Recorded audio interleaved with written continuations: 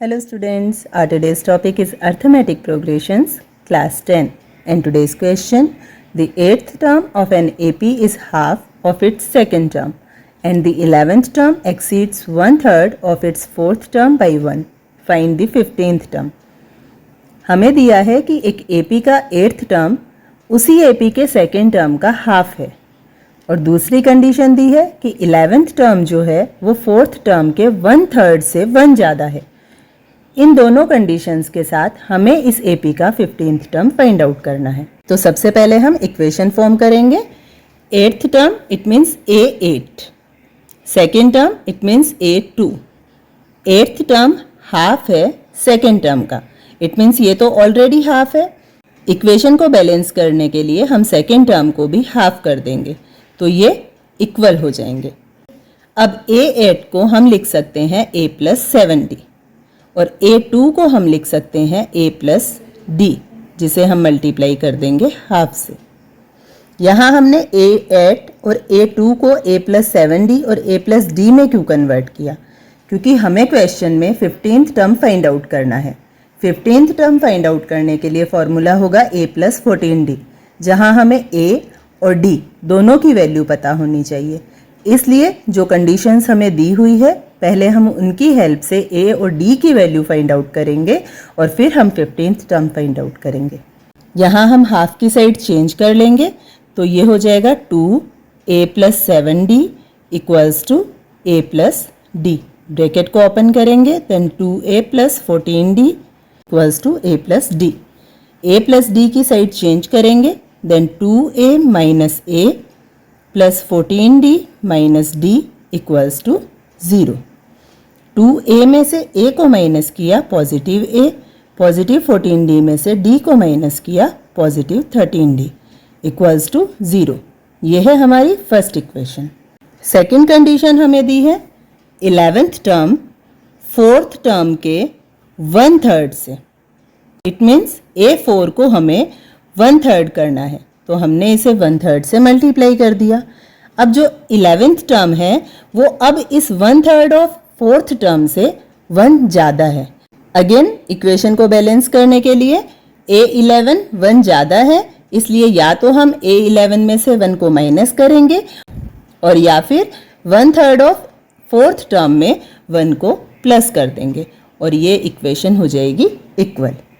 अब अगेन हम इन्हें A और D में कन्वर्ट करेंगे, इसलिए A11 को हम लिखेंगे A+10D इक्वल्स टू A4 को हम लिखेंगे A+3D मल्टीप्लाई 1/3 प्लस 1।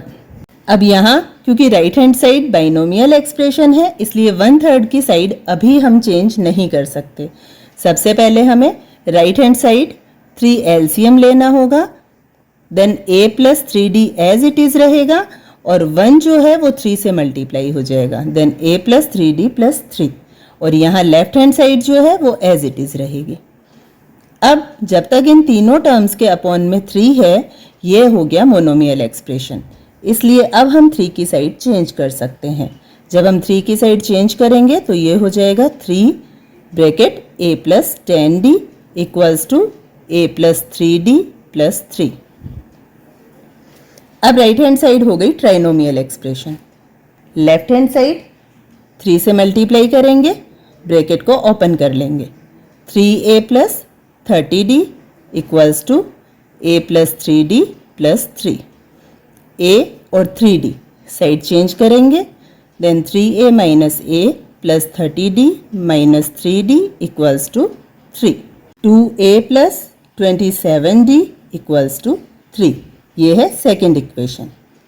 इक्वेशन को सॉल्व करने के लिए किसी एक टर्म की वैल्यू इक्वल होनी चाहिए, तो यहाँ हमारे पास है A और सेकेंड इक्वेशन में हमारे पास है 2A, इसलिए हम फर्स्ट इक्वेशन को 2 से मल्टीप्लाई करेंगे, देन 2A+26D इक्वल्स टू 0। अब हम इक्वेशन 2 में से इक्वेशन 3 को सब्ट्रैक्ट कर देंगे, देन 2A+27D इक्वल्स टू 3, जिसमें से हमें माइनस करना है 2A+26D इक्वल्स टू 0 को। क्योंकि हम सब्ट्रैक्ट कर रहे हैं इसलिए यहाँ तीनों टर्म्स का साइन चेंज हो जाएगा। सब्ट्रैक्ट करेंगे, 2a से 2a कट हो गया, 27d में से 26d को माइनस किया, d equals to 3 minus 0 then 3। ये हो गई d की वैल्यू। अब हम d की वैल्यू को इक्वेशन 1 में पुट करेंगे और a की वैल्यू फाइंड आउट करेंगे। Then a plus 13 multiply d को हम 3 से रिप्लेस करेंगे equals to 0। Then a plus 39 equals to 0 and a की वैल्यू आ गई -39। अब क्योंकि हमें 15th टर्म फाइंड आउट करना है, इट मीन्स a 15 जो होता है a plus 14d। Value find out करने के लिए यहाँ हम a और d की वैल्यू पुट करेंगे। Then -39 plus 14 multiply 3, -39 plus 42 equals to +3. Therefore, 15th term of this AP is 3. That is the answer.